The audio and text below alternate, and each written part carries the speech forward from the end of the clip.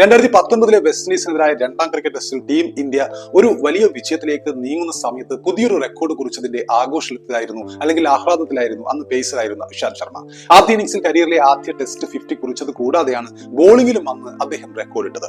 ആദ്യ ഇന്നിംഗ്സിൽ ബാറ്റിംഗിൽ 50 റൺസ് എടുത്തുകൊണ്ടാണ് അദ്ദേഹം ഏവരെയും വിസ്മയിപ്പിച്ചത്. ബോളിംഗിൽ ഒരു വിക്കറ്റ് മാത്രമാണ് അദ്ദേഹത്തിന് ആദ്യ ഇന്നിംഗ്സിൽ വീഴ്ത്താൻ സാധിച്ചുള്ളൂ എങ്കിലും ഒരു റെക്കോർഡ് കുറിക്കാൻ അത് മാത്രം മതിയായിരുന്നു. ഇഷാന്തിന്റെ കരിയറിലെ 80 ഏകദിനങ്ങളും 14 T20 മത്സരങ്ങളും ചേർത്ത് വെച്ചാലും മറ്റൊരു അർദ്ധ സെഞ്ചുറി അദ്ദേഹത്തിന് ടെസ്റ്റിൽ കൂട്ടലില്ല. അദ്ദേഹത്തിന്റെ കരിയറിലെ ഏക അർദ്ധ സെഞ്ചുറി പിറന്നത് ഈ ഒരു വെസ്റ്റ് ഇൻഡീസ് പര്യടനത്തിലാണ്.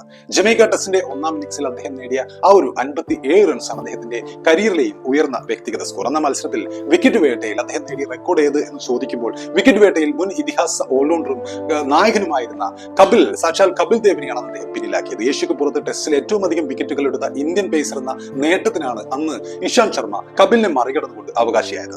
വെസ്റ്റ് ഇൻഡീസിന്റെ ഒന്നാം ഇന്നിംഗ്സിൽ വിക്കറ്റ് കീപ്പർ ജാമർ ഹാമിൽട്ടനെ നായകൻ വിരാട് കോഹ്ലിയുടെ കൈകളിലേക്ക് ക്യാച്ച് നൽകി സമ്മാനിച്ചുകൊണ്ടായിരുന്നു ഇഷാന്ത് കപിലിന്റെ റെക്കോർഡ് അന്ന് തിരുത്തിയത്. നേരത്തെ 155 വിക്കറ്റുകളുമായിട്ടാണ് ഏഷ്യക്ക് പുറത്ത് ഇന്ത്യയുടെ ഏറ്റവും മികച്ച വിക്കറ്റ് കീട്ടുകാരനായ പേസർ എന്ന റെക്കോർഡ് കപിൽ ദേവ് കൈയടക്കി വെച്ചിട്ടുണ്ടായിരുന്നത്.